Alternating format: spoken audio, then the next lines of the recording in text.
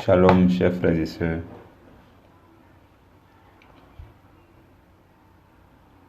Il y a une chanson que nous connaissons tous et les paroles de cette chanson disent: tu peux naître de nouveau,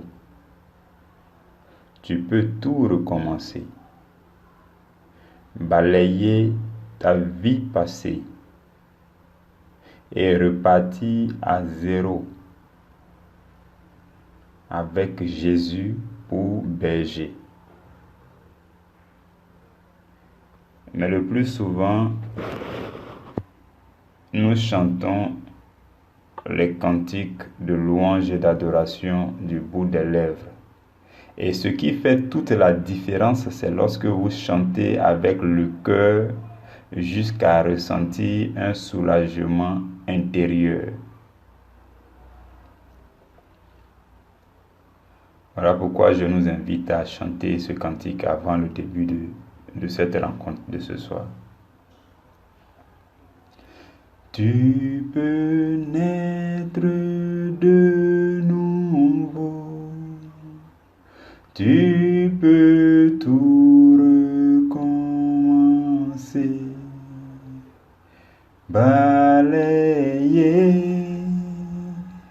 ta vie passée et repartir à zéro, et repartir à zéro avec Jésus pour berger, et repartir à zéro, et repartir à zéro avec Jésus pour berger. Tu peux naître de nouveau, tu peux tout recommencer, balayer ta vie passée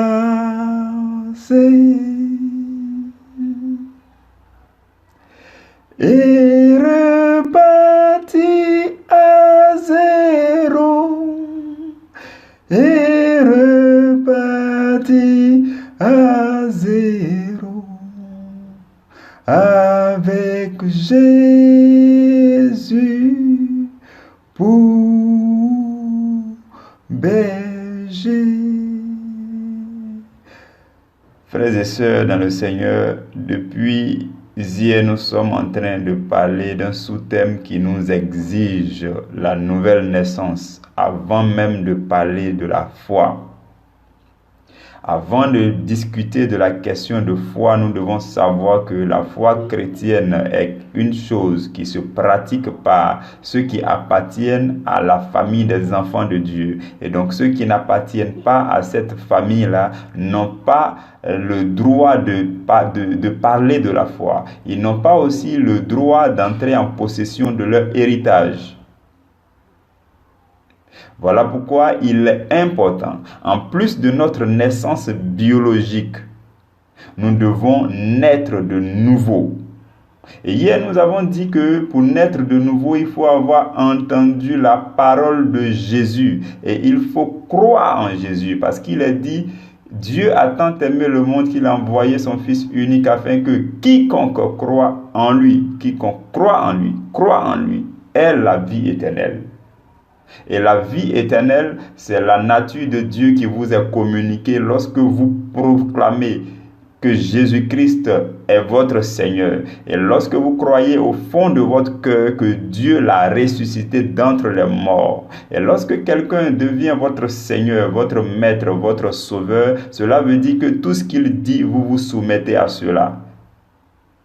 Raison pour laquelle tout ce qui est dit dans la Bible à propos de Jésus, les chrétiens prennent cela à bras le corps et ils adhèrent à cela et ils mettent ça dans leur vie, ils épousent cela. Et c'est même la raison pour laquelle la Bible dit que l'Église, tous les croyants, l'assemblée des croyants forment ce que la Bible appelle l'épouse de Jésus-Christ de Nazareth.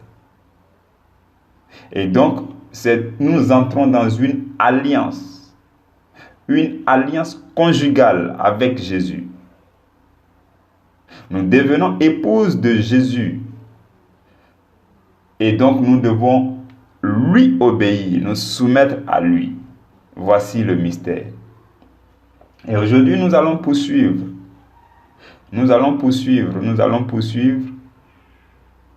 Et je vais demander à chacun de nous de prendre sa Bible.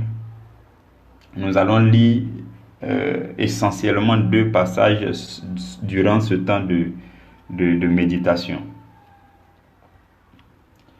Nous allons commencer par lire 2 Corinthiens chapitre 5 verset 17. Ce verset-là, beaucoup de personnes le connaissent déjà, mais nous allons encore le parcourir parce que, quoi qu'il en soit, un verset, même s'il est connu par tous, il contient toujours toute la puissance spirituelle que Dieu a mis derrière. 2 Corinthiens chapitre 5 verset 17 nous dit ceci. Je lis la parole du Seigneur. La Bible dit, si quelqu'un est en Christ,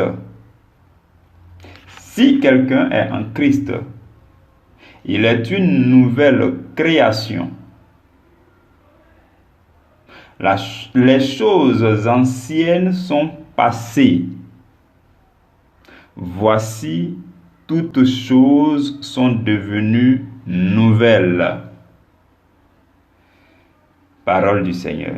Frères et sœurs, vous allez remarquer au début de ce verset que ça commence par si. Si pour dire que c'est une condition. Ce n'est pas tout le monde qui accepte une condition. Vous devenez une nouvelle création à condition d'être en Christ, à condition d'adhérer à la vie de Jésus, comme nous avons dit hier. Et si nous adhérons à la vie de Jésus, nous acceptons de faire partie des frères et sœurs de Jésus, des enfants de Dieu, alors toutes choses deviennent nouvelles pour nous. Nous devenons une nouvelle création de Dieu et les choses anciennes sont passées. Frères et sœurs, là où je voudrais nous interpeller, c'est que à votre nouvelle naissance, peut-être parmi nous, il y a beaucoup qui sont déjà nés de nouveau. Je suis certain, il y a plein d'entre vous, vous êtes déjà nés de nouveau. Ne vous posez plus la question. Je suis convaincu qu'un jour ou un autre, vous avez déjà dit que vous croyez en Jésus, vous l'acceptez. Et dès lors que vous l'avez fait, vous êtes nés de nouveau. Voilà.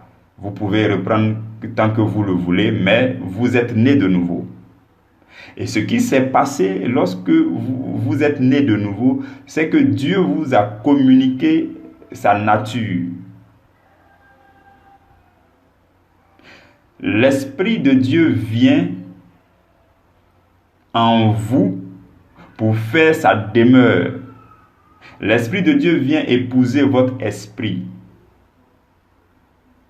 Raison pour laquelle ce verset dit, vous devenez une nouvelle création. Les choses anciennes sont passées.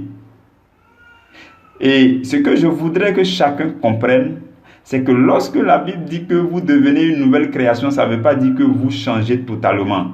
Non.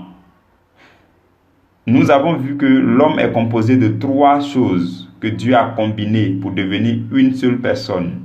L'homme est composé de l'esprit, de l'âme et du corps. Lorsque vous êtes né de nouveau, hier nous avons vu que la Bible dit ce qui est né de la chair est chair, ce qui est né d'esprit est esprit. Donc nous sommes nés de nouveau, nous sommes nés de Dieu, nous sommes nés de Dieu et la Bible dit que Dieu est esprit. Donc nous qui sommes nés de Dieu, nous sommes esprit.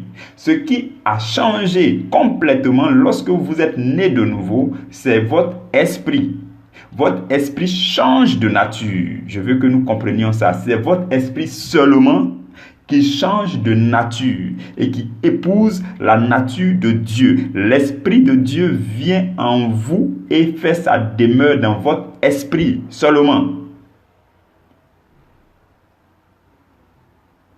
J'espère que vous me suivez. Votre âme ne change pas à votre nouvelle naissance. Votre corps ne change pas non plus à votre nouvelle naissance. Mais c'est votre esprit, votre être le plus profond qui épouse la nature de Dieu du fait que vous avez accepté les paroles de Jésus et que vous commencez à aimer Jésus et que vous adhérez à Jésus et que vous l'avez accepté comme Seigneur et Sauveur. Le fait que vous l'ayez fait avec votre cœur et que vous ayez décidé désormais de marcher avec Jésus, l'Esprit de Dieu vient en vous, dans votre esprit, pour faire sa demeure et pour changer la nature de votre esprit. C'est ce qui se passe à notre nouvelle naissance. Raison pour laquelle vous allez voir que si quelqu'un a une grosse, je ne sais pas si on dit un tatouage ou bien une tatouage, mais si quelqu'un a un gros tatouage sur son corps, à sa nouvelle naissance, le tatouage ne va pas disparaître. Non, pas du tout. Le tatouage ne disparaîtrait pas. Donc, parce que le corps n'est pas devenu une nouvelle création. Ce qui est devenu une nouvelle création, parce que vous êtes né de Dieu qui est esprit, c'est votre esprit qui est devenu une nouvelle création. Et donc, toutes choses dans votre esprit deviennent anciennes. Et la Bible dit, voici, toutes choses sont devenues nouvelles. Donc, tout ce qui était dans votre esprit, la nature ancienne de votre esprit, la nature pécheresse de votre esprit disparaît. Et donc, la Bible dit, toutes choses anciennes, les choses anciennes sont passées et voici votre esprit devient nouvelle. Vous recevez la nature divine qui fait de vous une nouvelle personne dans votre esprit. Si nous avons compris cela, nous comprendrons également que c'est la raison pour laquelle dans 1 Corinthiens chapitre 3 verset 16, Paul va dire aux Corinthiens que vous êtes le temple de Dieu et que l'Esprit de Dieu habite en vous. Il dit, vous êtes le temple de Dieu. L'Esprit de Dieu habite en vous. Donc l'Esprit de Dieu a pris tout ce qu'elle a comme la nature divine, tout ce qu'il a comme sa nature divine, pour venir habiter dans votre esprit. Et dans 1 Corinthiens 6, 19, Paul va répéter la même chose pour dire, ne savez-vous pas que votre corps est le temple du Saint-Esprit qui habite en vous? Donc, comprenez ici que quand il dit votre corps est le temple du Saint-Esprit, cela ne veut pas dire que c'est votre corps qui est habité par l'Esprit. Non. Tout à l'heure, nous avons dit que c'est votre esprit qui reçoit le Saint-Esprit. Et comme votre esprit est dans votre corps, c'est-à-dire le corps c'est une enveloppe. Nous avons déjà expliqué ces choses. Le corps est une enveloppe. Et l'âme et l'esprit habitent dans le corps. Et l'esprit est votre être le plus profond. Si vous voulez comprendre où se trouve votre esprit, l'esprit se trouve au plus profond de votre cœur. C'est là. Et c'est l'esprit qui est votre être principal. C'est l'esprit qui est votre vous. C'est-à-dire, lorsque Dieu vous regarde, c'est votre esprit voit. Parce que c'est cette identité-là. La Bible dit que Dieu nous a créés à son image et selon sa ressemblance. C'est ce qui ressemble à Dieu en nous, c'est notre esprit. Et comme le corps abrite tout cela, Paul va dire, ne savez-vous pas que votre corps est le temple du Saint-Esprit? En réalité, c'est votre esprit qui est le temple du Saint-Esprit. Et comme votre esprit est dans votre corps, il l'englobe pour dire, votre corps est le temple du Saint-Esprit. Le corps n'est qu'une enveloppe. Donc, à notre nouvelle naissance, nous recevons la nature de Dieu. Quel privilège! Quel privilège! Et certains vont me dire, mais pourquoi je continue d'avoir des pensées de péché? Pourquoi je continue d'être tenté, de mal agir, tout ça? Je nous le répète, notre esprit reçoit la nature de Dieu. L'Esprit de Dieu vient habiter en nous. L'Esprit de Dieu vient faire sa place en nous. Et de là, de cette habitation, l'Esprit de Dieu a la charge maintenant d'orienter votre esprit afin que votre âme soit sanctifiée et que vous arrêtiez peu à peu tout ce qui était mauvais. C'est pourquoi il y a une différence fondamentale entre la conversion et la nouvelle naissance. La nouvelle naissance, c'est la toute première conversion où on décide d'accepter Jésus et on décide de tout abandonner. Tout ce qui est péché, on décide d'abandonner pour suivre Jésus.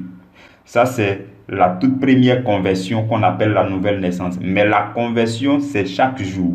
La conversion, c'est le fait d'écouter votre être intérieur, votre esprit. Lorsqu'il vous dira, ne faites pas ceci, faites ceci.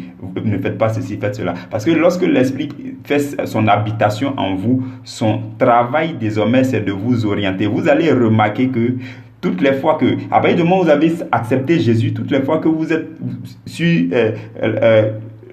un chemin du péché, il y a une voix intérieure, silencieuse, qui va vous dire non. Souvenez-vous que vous avez accepté Jésus. Jésus n'aime pas ce que vous voulez faire. Il y a cette voix-là qui existe en chacun de nous. En chacun de nous, cette voix-là existe. On appelle ça la voix de notre être intérieur. D'autres appellent ça la conscience. Cette conscience n'est pas la même conscience que nous connaissons, mais c'est profond. Et c'est à cause du fait que vous avez accepté Jésus, l'Esprit de Dieu qui est venu habiter dans votre esprit est chargé de votre éducation. Et en fonction de votre obéissance, votre conversion va être flexible et graduelle et progressive et évolutive. Mais si vous n'obéissez pas, l'Esprit de Dieu ne va pas vous forcer. L'Esprit de Dieu vient faire son habitation dans votre esprit pour chercher à collaborer avec vous pour que vous puissiez vivre une vie de sanctification. Mais si l'Esprit de Dieu vous fait des recommandations, vous donne des interdits et que vous n'obéissez pas, il n'y a pas de souci. Il ne va pas vous forcer. Dieu nous donne le libre arbitre. Mais ce que je voudrais que chacun sache, c'est que dès que vous avez accepté Jésus, il y a la nature de Dieu qui est dans votre esprit, qui est là pour vous guider chaque jour. Si vous l'écoutez, votre conversion sera plus rapide que tout le monde. L'Esprit de Dieu est là. C'est pourquoi la Bible va dire dans le livre de 1 Jean au chapitre 3 verset 21, la Bible va dire que si notre cœur ne nous condamne pas, nous avons de l'assurance devant le Seigneur. Toutes les fois que vous posez un acte qui n'est pas bon devant Dieu, votre cœur vous condamne. Votre propre esprit, au fond de vous, l'esprit qui est né de nouveau, qui est devenu une nouvelle création là, qui a reçu la nature de Dieu là, commence à vous condamner. Vous sentez au fond de vous que quelque chose vous gronde. Vous sentez au fond de vous que quelqu'un est en train de vous gronder pour vous dire vous avez mal fait. Ou bien que, quand vous n'avez pas encore fait, quelqu'un est en train de vous dire ne faites pas, ne faites pas, ne faites pas. Vous sentez que vous n'êtes pas à l'aise. Il y a cette voix-là, frères et sœurs, que chacun de nous doit écouter pour que sa conversion se passe bien. Nous allons parler de la conversion en long et en large, je pense qu'à partir du jeudi. Pour montrer qu'il y a une différence entre la conversion, la première conversion qui est la nouvelle naissance, et la conversion, le reste de notre vie. En général, c'est là que nous perdons tout le temps. Il y a des gens qui peuvent naître de nouveau aujourd'hui et puis qui vont prendre 40 ans pour atteindre un certain niveau de sanctification parce que n'obéissant pas à la voix du Saint-Esprit. Parce que n'obéissant pas, parce que le Saint-Esprit, souvenez-vous que Jésus a dit que l'Esprit viendra pour nous guider, pour nous rappeler toutes choses, pour nous enseigner, et que l'Esprit prendra de ce qui est à lui Jésus pour nous l'annoncer, ainsi de suite. Donc l'Esprit est là afin de nous parler de la part de Jésus pour dire voici ce que Jésus veut, voici ce que Jésus n'aime pas. Fais ce que Jésus veut, ne fais pas ce que Jésus n'aime pas, ainsi de suite. Et il y a la nature divine qui a été communiquée à notre esprit qui nous oriente de cette manière. Frères et sœurs chrétiens, voici ce que nous devons faire. Nous devons écouter le fond de notre cœur, notre esprit qui nous parle chaque jour afin de nous orienter. Et plus vous désobéissez, plus votre sanctification tarde. Plus vite vous obéissez. Par exemple, l'Esprit va venir vous dire, comme tu as accepté Jésus, écoutez-moi bien, l'Esprit de Dieu en vous va vous dire calmement, tout doucement, que comme tu as accepté Jésus, la Bible dit dans Josué chapitre 1 verset 8 que ce livre de la loi ne doit plus s'éloigner de ta bouche. Médite ce livre-là, c'est-à-dire la Bible. Médite ce livre jour et nuit, afin d'agir fidèlement selon ce qui est écrit. Et c'est alors que tu réussiras dans toutes tes entreprises. C'est alors que tu prospéreras. Donc, ce verset-là, même si vous ne l'avez pas encore lu personnellement, vous allez entendre dans une prédication, quelqu'un va le dire, vous allez entendre ici que la Bible, on doit lire, le chrétien doit lire sa Bible chaque jour, ainsi de suite. Vous allez entendre ces choses. Et à travers ces choses, l'Esprit de Dieu va vous dire continuellement, calmement, as-tu lu ta Bible? As-tu lu ta Bible aujourd'hui? Ne penses-tu pas que Jésus voudrait que tu lises ta Bible, ainsi de suite. Donc ça, l'Esprit de Dieu veut vous mettre sur le chemin de la connaissance de la volonté de Dieu. Et lorsque vous allez obéir à la volonté de Dieu, votre sanctification sera réelle. C'est le travail de l'Esprit de Dieu en chacun de nous, frères et sœurs. Donc notre être profond, notre esprit qui a reçu la nature divine est chargé de nous conduire, est chargé de nous aider, est chargé de nous soutenir, est chargé de collaborer avec nous, de demander notre collaboration afin de nous guider. C'est pourquoi nous allons lire dans Romains chapitre 8, versets 15 à 16. Romains chapitre 8, versets 15 à 16. La Bible dit que vous n'avez point reçu un esprit de servitude pour être encore dans la crainte, mais vous avez reçu un esprit d'adoption par lequel nous crions « Abba, Père ». Et le verset 16 dit « L'Esprit lui-même rend témoignage à votre esprit que vous êtes enfants de Dieu. » Frères et sœurs, regardez bien ces deux versets. La Bible dit que l'esprit que nous avons reçu, ce n'est pas un esprit de servitude. Ce n'est pas un esprit qui vient pour vous brigander. Non, ce n'est pas un esprit qui vient pour vous brutaliser. Non. Le Saint-Esprit que vous avez reçu dans votre esprit, le jour de votre nouvelle naissance, ne vient pas pour vous brutaliser. Il ne vient pas pour vous obliger à faire quoi que ce soit. Non.